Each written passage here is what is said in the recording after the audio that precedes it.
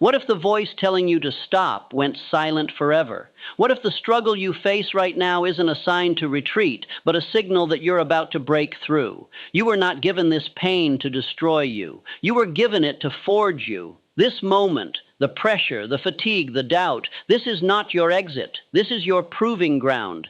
Because no man has ever risen without first being broken. No empire has ever stood without enduring storms. And no mind has ever been made of steel without first walking through fire. You say it's hard. Good. That means it's working. This message did not come to comfort you. It came to awaken the force that lives beneath your weakness. The version of you that fights, that executes, that refuses to crawl back into comfort. Let the quitters quit. Let the fearful fall away. But you, don't you dare stop. You've come too far. You've survived too much. Everything you fought for waits just beyond this pain. So you don't stop here. You don't break here. You build here. When the going gets hard, most men search for a way out. They begin whispering lies to themselves. Maybe this wasn't meant for me. Maybe the timing is wrong. Maybe I've given enough. But let me speak to the part of you that remembers who you were before the world taught you how to retreat. Pain is not your enemy. Pressure is not a signal to stop. Resistance is not a red light. It is a gatekeeper. A sacred threshold that only the builders, the doers, the deciders will ever cross. And the man who crosses it is not the same man who entered. He is sharper, stronger, real. Andrew Carnegie once said something I never forgot. He said, "Adversity is the refining fire of destiny. It burns away the weak man and leaves only the one who is ready to lead." Carnegie did not rise from privilege. He was a poor Scottish immigrant earning almost nothing in a telegraph office. But every hour he worked, he watched, he listened, he prepared. When opportunity arrived, he did not flinch, because the fire he had walked through had already forged his mind. Here you are in your own fire. What will this fire leave behind? A man who folded under pressure, or a man so focused, so steady, so commanding, that the world has no choice but to move around him? Charles Schwab was no stranger to pressure. As the right hand of Carnegie, he faced the storms of industry, the resistance of men richer and more experienced than he. But what set Schwab apart was not genius. It was resilience. He did not fold. He moved swiftly and decisively. He led from the front when others were shrinking in the shadows. When I asked him how he dealt with fear, he said, "Fear is a fog, and a man must learn to walk forward, even when he cannot see. You may not see your future clearly right now. You may be surrounded by doubt, but hear me, you still walk. You still move. You still build, because the man who waits for clarity will never lead." Henry Ford was told his vision was foolish. Even his own engineers said the 8-cylinder engine couldn't be done. And you know what he told them? Build it anyway. He said it not once, but over and over until they did.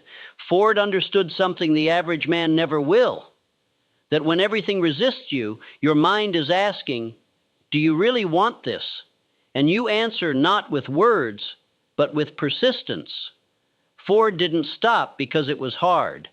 He became Ford because it was hard, and he kept going anyway. You think success arrives with ease? The men who built nations, industries, and movements, they did it tired. They did it misunderstood. They did it surrounded by doubt from others and from themselves, but they moved because they had made a decision and never once opened the door to retreat. If you are tired right now, good. It means you've been in the arena. If you are doubting right now, good. It means you're pushing the boundary of what you believed you were capable of. If you are under pressure, good. It means you're doing something that matters. But I will not allow you to quit, because quitting now is not just a betrayal of your goals. It is a betrayal of your identity. The man who continues when he could walk away becomes undeniable. And here is what the world won't tell you. Most people surrender just before the moment that would have changed everything. One conversation away, one client away, one more sunrise of discipline. And they let it go because the going got heavy. Let this burn into your mind. You are not most people. You do not operate on feelings. You follow purpose. You follow vision. You follow a code. And that code does not include quitting. When Thomas Edison was deep into his work on the electric light, he had already faced thousands of failures. The money was draining. The public mocked him.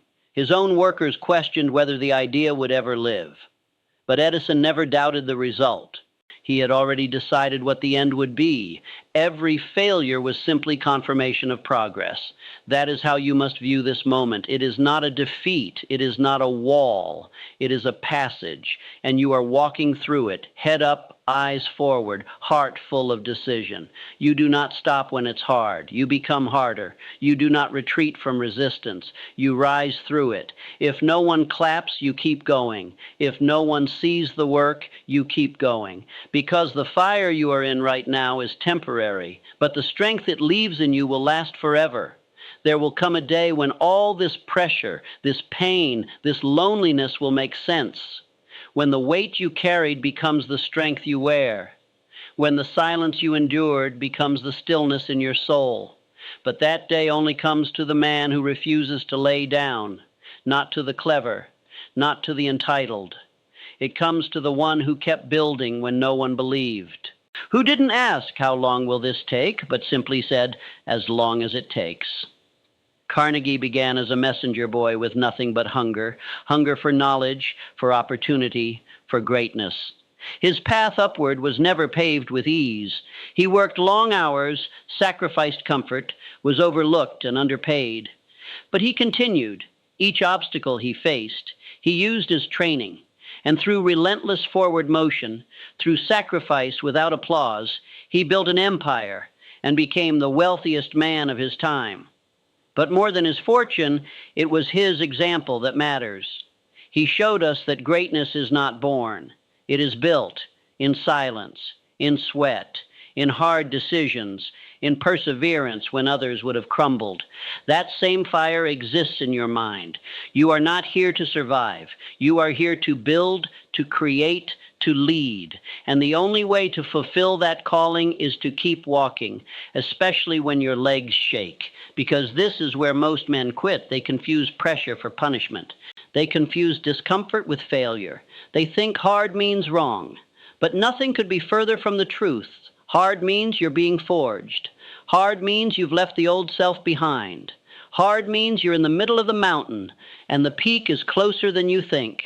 Say this now and say it like a man who means it. I do not shrink under pressure. I am shaped by it. I do not run from pain.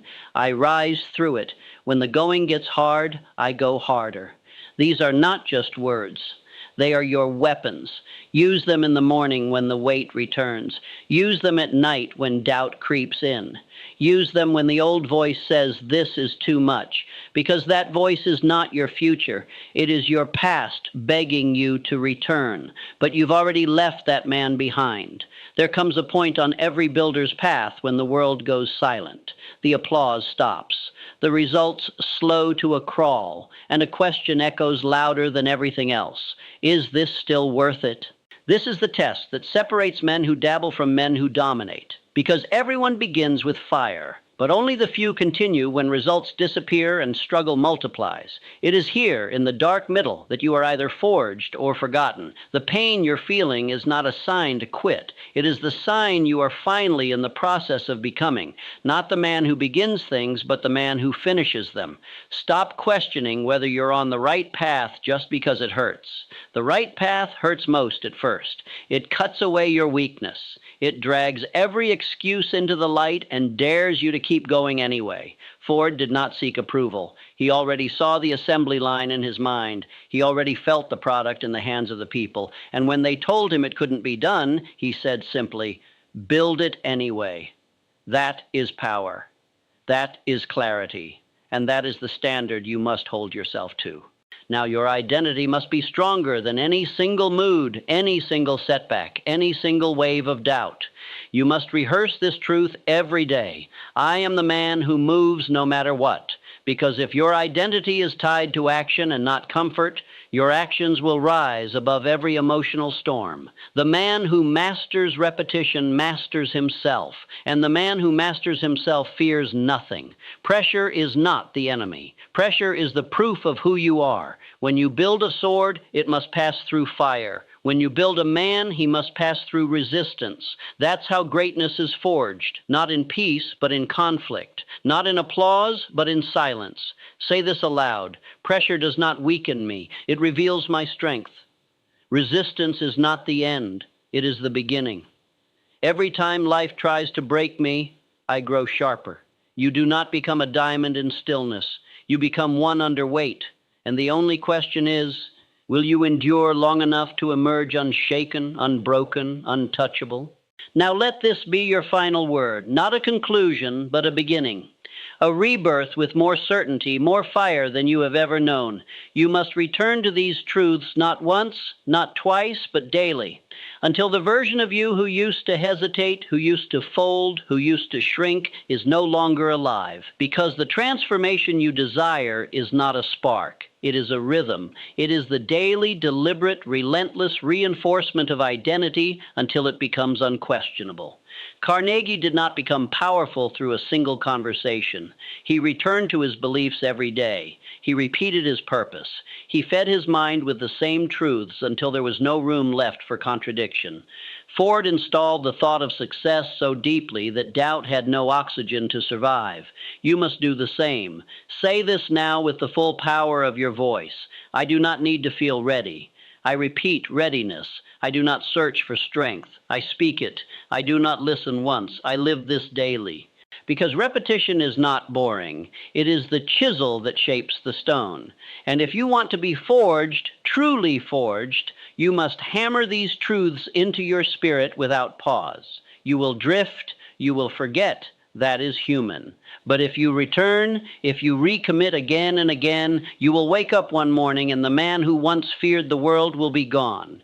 In his place will stand a man who moves in silence, a man who walks through resistance like wind, a man who no longer hopes for strength, because strength has become his default. Repeat until doubt cannot find your name.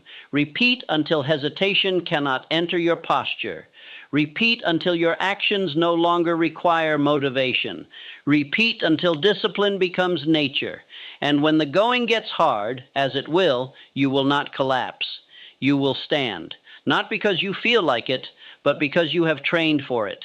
I do not quit. I rise and I begin again.